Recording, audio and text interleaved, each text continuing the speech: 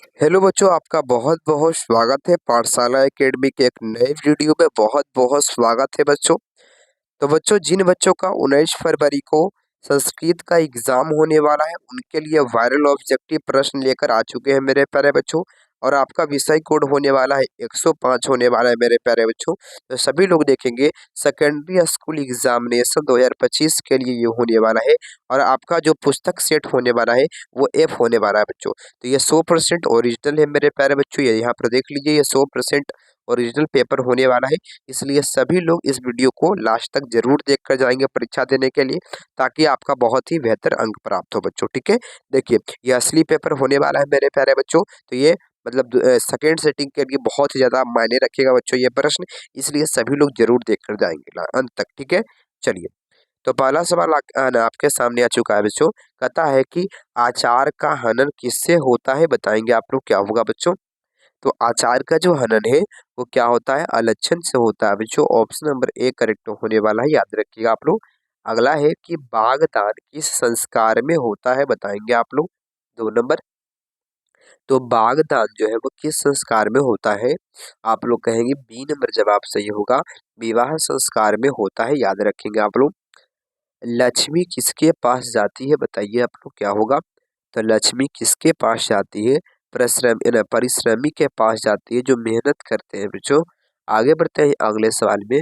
और जिन बच्चों को इसका पूरा पीडीएफ चाहिए मेरे प्यारे भाई, 81 025 82 657 पर आप व्हाट्सएप पर मैसेज करेंगे, गुरुजी हमको व्हाट्सएप ग्रुप में जोड़ दीजिए जहाँ पर आप पीडीएफ देते हैं। तो आपको हम जोड़ देंगे और वहाँ से आप लोग मिल सकते हैं बच्चों। आप लोग का मिल जाएगा पीडीएफ बच्चों वहां से। ठीक है, देखिए स्वामी दयानंद ने किस संस्था की स्थापना की थी, बताइए आप लोग, या किस समाज की स्थापना किए थे स्वामी दयानंद सरस्वती। तो याद रखिएगा, आर्य समाज की स्थापना किए थे। कहाँ पर किए थे, मुंबई में किए थे बच्चों, याद रखिएगा आप लोग, मुंबई में किए थे। 5 नंबर है, राम मंदाकिनी नदी की शोभा किसको दिखा रहे थे। तो राम भगवान जो है वो मंदाकिनी नदी की जो शोभा है वो सीता माता को दिखा रहे थे। डी नंबर करेक्ट होने वाला है, याद रखिएगा आप लोग।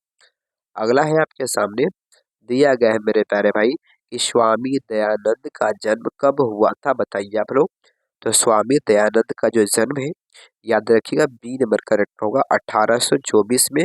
कहाँ पर हुआ था, तो टंकाल ग्राम में हुआ था, याद रखेंगे आप लोग। अगला आपके सामने आता है मेरे प्यारे बच्चों, अंतिम 7 नंबर है, अंतिम शिक्षा संस्कार का नाम क्या होता है। तो अंतिम शिक्षा संस्कार का नाम होता है बी नंबर ऑप्शन समावर्तनम। ऑप्शन नंबर बी करेक्ट होगा, याद रखिएगा आप लोग। 8 नंबर है, यह संपूर्ण संसार किसके द्वारा अनुशासित है। तो ये जो पूरा संसार है वो किसके द्वारा अनुशासित है, मतलब किसके द्वारा चलाया जा रहा है, आप कहेंगे परमात्मा के द्वारा। बी नंबर ऑप्शन करेक्ट होने वाला है। अगला आपके सामने है कि शास्त्र किसके लिए कर्तव्य और अकर्तव्य का विधान करते हैं। तो शास्त्र किसके लिए करते हैं बच्चों, आप कहेंगे बी नंबर ऑप्शन मानवों के लिए करते हैं बच्चों, याद रखिएगा आप लोग, है ना। देखिए जब भगवत गीता में लिखा हुआ है तो मानव को क्या क्या करना चाहिए, उनके कर्तव्यों के बारे में लिखा हुआ है ना। ठीक है, और नहीं करेगा तो वो अकर्तव्य हो गया। चलिए आगे बढ़ते हैं। अगला है, प्राचीन काल में शिष्य को क्या कहते थे, बताइए बाबू। तो प्राचीन काल में सभी लोग, ये 100% वायरल है बच्चों, 100% वायरल है। सभी लोग जो सेकेंड सिटिंग में एग्जाम देने के लिए जा रहे हैं बच्चों, सभी लोग जरूर देख लीजिएगा, नहीं तो फिर बाद में आपको पछताना पड़ेगा बच्चों। ठीक है, सभी लोग जरूर देखेंगे। प्राचीन काल में शिष्य को क्या कहते थे बच्चों। आपको लग रहा होगा कि बहुत धीरे धीरे बोल रहे हैं, नहीं बच्चों धीरे धीरे नहीं बोल रहे हैं, है ना। थोड़ा सा कान में दर्द है बच्चों और सर्दी पूरा हो ले, इसलिए नहीं बोल रहे हैं बच्चों। तो आप लोग क्या करिएगा, या स्पीड बढ़ा लीजिएगा बच्चों। आपको लग रहा होगा ऐसा कि धीरे धीरे बोल रहे हैं, तो आप स्पीड बढ़ा लीजिए और जल्दी से वीडियो को देखकर चले जाइए एग्जाम देने के लिए। ठीक है, तो आपका ब्रह्मचारी कहते थे, बी नंबर ऑप्शन। तक अगला है आपके सामने 11 नंबर कि शास्त्र मानवों को किसका बोध कराता है। तो शास्त्र जो है मानवों को कर्तव्य का बोध कराता है। ऑप्शन नंबर सी करेक्ट होगा, याद रखिएगा आप लोग। अगला है 12 नंबर सवाल कि बैर से बैर का शमन क्या कहलाता है। तो बैर से बैर का जो शमन है वो असंभव कहलाता है। बी नंबर ऑप्शन करेक्ट होने वाला है, याद रखिएगा आप लोग। अगला है, नदियां नाम और रूप को छोड़कर किसमें मिलती है, बताइए 13 नंबर। तो नदियां नाम और रूप को छोड़कर समुद्र में मिल जाती है। ए नंबर को करेक्ट होने वाला है, याद रखिएगा आप लोग। 14 नंबर है महान से भी महान क्या है बच्चों, जल्दी बोलेंगे आप लोग। तो महान से भी महान क्या है, आप सभी लोग याद रखिएगा। ऑप्शन ए करेक्ट होगा, आत्मा हो जाएगा। आत्मा जो है बच्चों वो महान से भी महान है। अगला आपके सामने है 15 नंबर सवाल है कि किसकी विजय नहीं होती है, बताएंगे आप लोग। तो किसकी विजय नहीं होती है, असत्य की विजय नहीं होती है, याद रखिएगा। 16 नंबर है राजशेखर का प्रमुख काव्य ग्रंथ कौन है। तो राजशेखर का प्रमुख काव्य ग्रंथ काव्य मीमांसा है। ऑप्शन नंबर बी करेक्ट होगा, काव्य मीमांसा। आलसशाला में आग कब लगाई गई, बताइए 17 नंबर। तो आलसशाला में आग कब लगाई गई, याद रखिएगा आप लोग, जब सब सो रहे थे। ऑप्शन सी करेक्ट होगा, जब सब सो रहे थे बच्चों। एक बार सभी लोग वीडियो को लाइक कर देंगे, सभी लोग जितने भी बच्चे देख रहे होंगे। अच्छा लगा हो तो लाइक कर देंगे, चैनल को सब्सक्राइब भी कर दीजिएगा बच्चों, ताकि परिवार से आपको सपोर्ट मिलता रहे बच्चों, और आप भी परिवार को सपोर्ट करते रहें। अगला है तो समाज की गाड़ी कैसे चलती है बच्चों, आप कहेंगे पुरुषों और नारियों दोनों से चलती है। ऑप्शन सी करेक्ट होगा। 19 नंबर है विभिन्न जाति और धर्मों के लोग भारत में कैसे निवास करते हैं, कैसे रहते हैं। तो विभिन्न जाति और धर्म के लोग भारत में एकात्म पूर्वक रहते हैं, एकत्र भाव से रहते हैं। ऑप्शन नंबर ए करेक्ट होने वाला है। पुष्पबन संस्कार कब होता है, बताइए आप लोग क्या होगा। तो पुष्पबन संस्कार कब होता है, आप कहेंगे जन्म से पहले होता है। ऑप्शन सी करेक्ट होगा। वनवास प्रसंग में राम सीता लक्ष्मण के साथ कहाँ पहुंचे थे।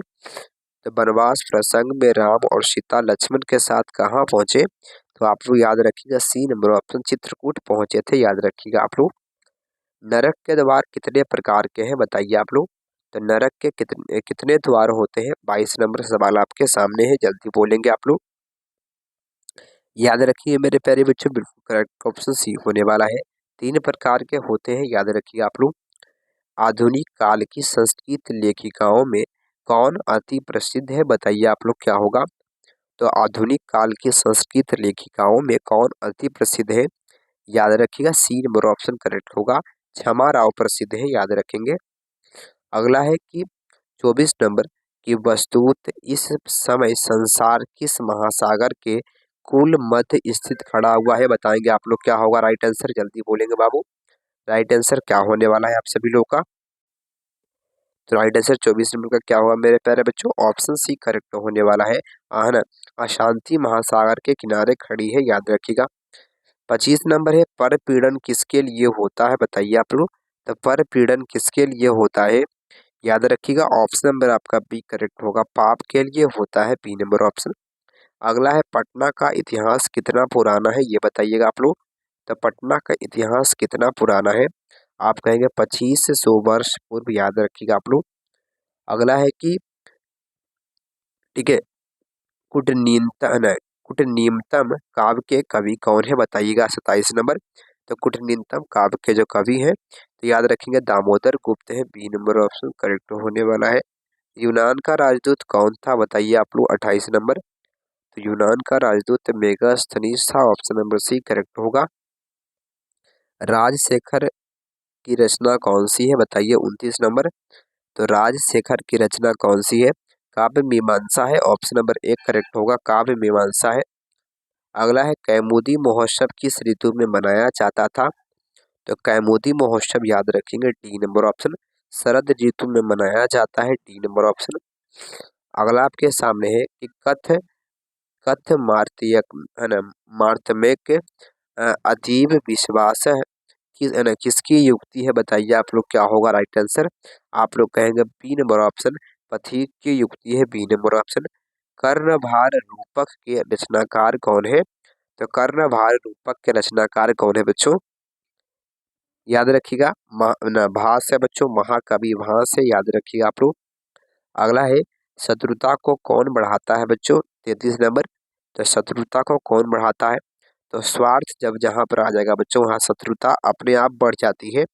अगला है कि बृहत संहिता के रचनाकार कौन है। तो संहिता का रचनाकार याद रखिएगा ऑप्शन नंबर ए करेक्ट होगा, बराह मिहिर है, याद रखिएगा आप लोग।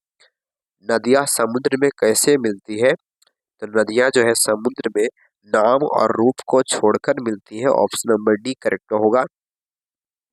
अगला है ऋषियादि परनीत को क्या कहते हैं, बताइए आप लोग क्या होगा। तो ऋषियादि परनीत को क्या कहा जाता है, याद रखिएगा 36 नंबर सवाल का ऑप्शन सी करेक्ट होने वाला है। कृतक कहा जाता है। मीमांसा दर्शन के रचनाकार कौन है, तो मीमांसा दर्शन के रचनाकार जैमिनी है। ऑप्शन नंबर एक करेक्ट होगा, जैमिनी है। अगला है कि प्राचीन काल में शिष्यों को क्या कहा जाता है, तो प्राचीन काल में शिष्यों को ऑप्शन बी करेक्ट होगा, भ्रष्टाचारी कहा जाता है। नीति श्लोका पाठ किस ग्रंथ से संकलित है, तो नीति श्लोका जो पाठ है याद रखिएगा ऑप्शन एक करेक्ट होगा, विदुर नीति से संकलित है। अगला आपके सामने आ चुका है कि स्वामी दयानंद के बचपन का क्या नाम था, तो स्वामी दयानंद के बचपन का नाम मूल शंकर था। याद रखिएगा सी नंबर ऑप्शन। मंदाकिनी वर्णम पाठ के कवि कौन है, तो बच्चों याद रखिएगा सी नंबर ऑप्शन वाल्मीकि है। याद रखिएगा आप लोग। व्याघ्र पथिक कथा पाठ के रचयिता कौन है, 42 नंबर। तो व्याघ्र पथिक जो पाठ है उसके जो लेखक है बच्चों, याद रखिए नारायण पंडित है। ऑप्शन नंबर बी करेक्ट होने वाला है। 43 नंबर है कर्णस दानवीरता पाठ किस ग्रंथ से संकलित है, तो कर्णस दानवीरता पाठ जो है वो कर्णभार से लिया गया है। ऑप्शन नंबर एक करेक्ट होगा, याद रखिएगा आप लोग। 44 नंबर सवाल है न्याय दर्शन के प्रवर्तक कौन है, तो न्याय दर्शन के प्रवर्तक बी नंबर ऑप्शन गौतम है बच्चों। ऑप्शन नंबर बी करेक्ट होगा।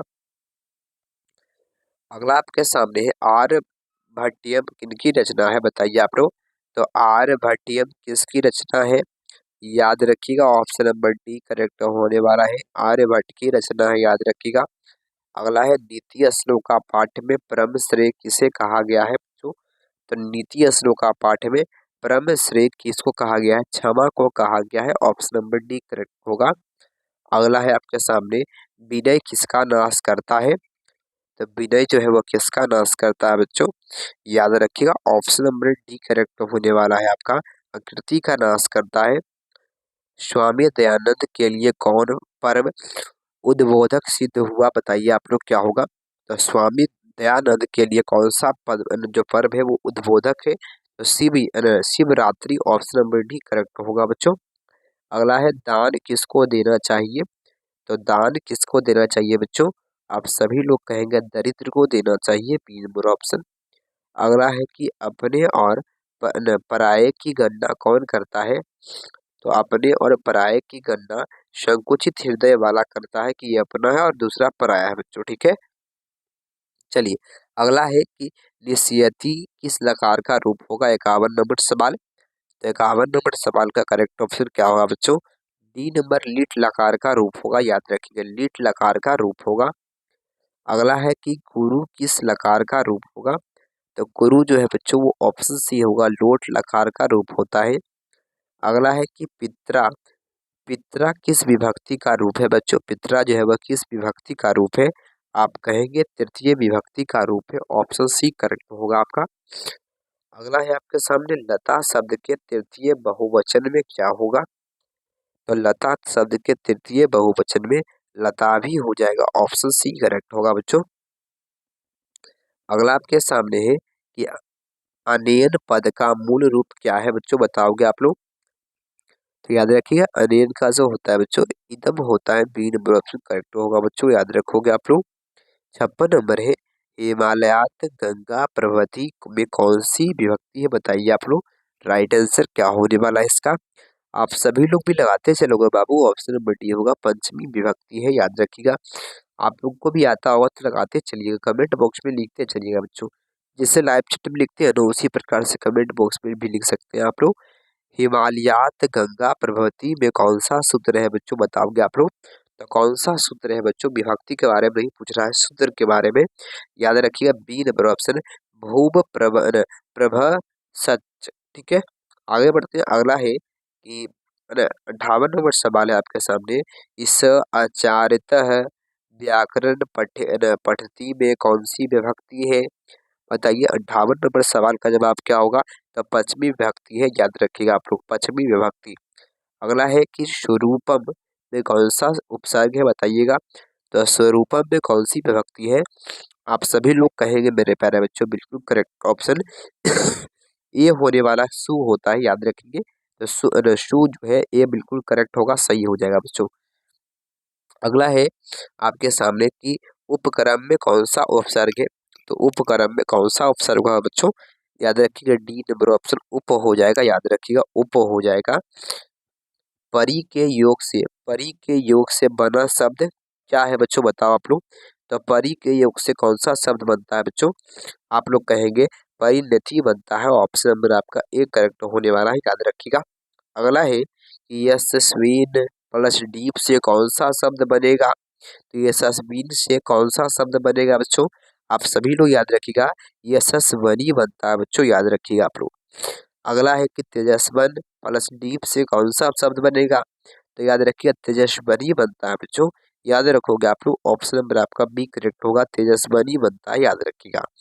अगला है आपके सामने कि श्रीमत प्लस डीप से कौन सा शब्द बनेगा। श्रीमत प्लस डीप से कौन सा शब्द बनता है, आप सभी लोग याद रखिएगा सी नंबर ऑप्शन। ये 100% वायरल है बच्चों, सभी लोग पढ़ लीजिए मेरे प्यारे भाई। मात्र 20 मिनट का समय आपका लेंगे और पूरा आपको समझा देंगे बच्चों, ठीक है।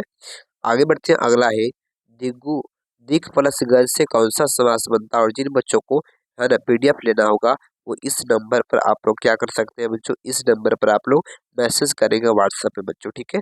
आप लोग मैसेज कर दीजिएगा और जो भी नए आए होंगे सभी लोग लाइक कर देंगे, चैनल को सब्सक्राइब करके सपोर्ट कर दीजिएगा बच्चों। चलिए अगला है अच प्लस अंत से कौन सा शब्द बनेगा। तो अच प्लस अनंत से कौन सा शब्द बनता है, याद रखिएगा आप लोग। करेक्ट ऑप्शन क्या होने वाला है मेरे प्यारे बच्चों, याद रखिएगा अजंत हो जाएगा। ऑप्शन नंबर एक करेक्ट होगा, याद रखिएगा आप लोग। अगला है कि जगत प्लस नाथ से कौन सा शब्द बनेगा। तो जगत प्लस नाथ से जो है वो बच्चों ऑप्शन बी करेक्ट होगा, जगन्नाथ बनता है, बी नंबर ऑप्शन जगन्नाथ बनता है बच्चों। 68 नंबर है कि अहीन कूलम में कौन सा समास है। तो अहीन कूलम में जो है वो कौन से समास का उदाहरण होगा आपका, आप कहेंगे द्वंद्व समास का उदाहरण है। महापुरुष में कौन सा समास है। तो महापुरुष में याद रखिएगा कर्मधार समास है, बी नंबर ऑप्शन। गंगा जल में कौन सा समास है बताएंगे आप लोग 70 नंबर में। तो गंगा जल में हो जाएगा बच्चों तत्पुरुष समास, याद रखिएगा आप लोग, ए नंबर ऑप्शन। 71 नंबर है प्रतिदिनम में कौन सा विग्रह है बच्चों, बताओगे आप लोग। प्रतिदिनम में कौन सा विग्रह है। तो दीन दीन इति, ऑप्शन नंबर सी करेक्ट होगा। मतलब प्रतिदिन का मतलब है रोज रोज, दिन प्रतिदिन, ठीक है। चलिए आगे बढ़ते हैं। अगला है आपके सामने कि अवयवी भाव समास का सही उदाहरण क्या है। तो याद रखेंगे अवयवी भाव समास का सही उदाहरण यथाशक्ति होता है, ए नंबर ऑप्शन।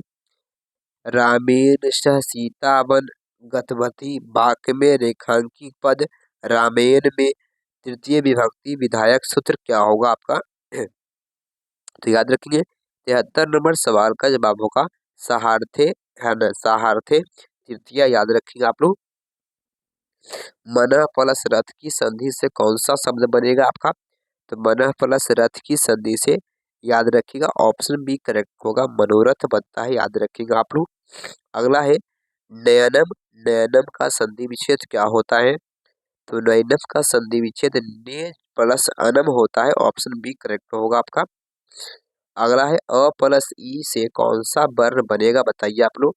तो अ प्लस ई से ए बनता है, ऑप्शन नंबर ए करेक्ट होने वाला है, याद रखेंगे। अगला है यदि, यदि प्लस अपि किस संधि का उदाहरण है।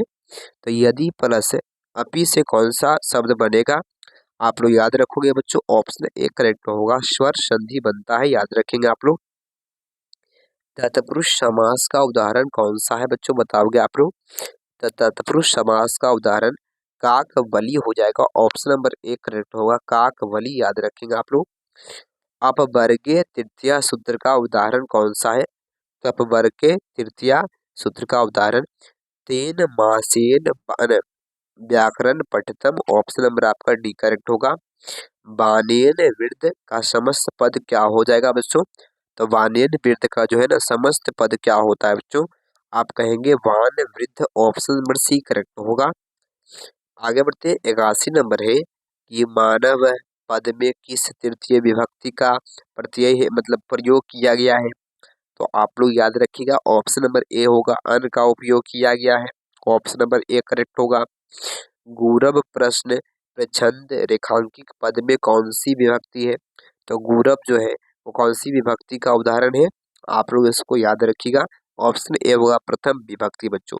तो जिन बच्चों को इसका पूरा पीडीएफ चाहिए वो 81 025 82 657 पर मैसेज करेंगे बच्चों, आपको पूरा तुरंत दे दिया जाएगा ग्रुप में जोड़कर।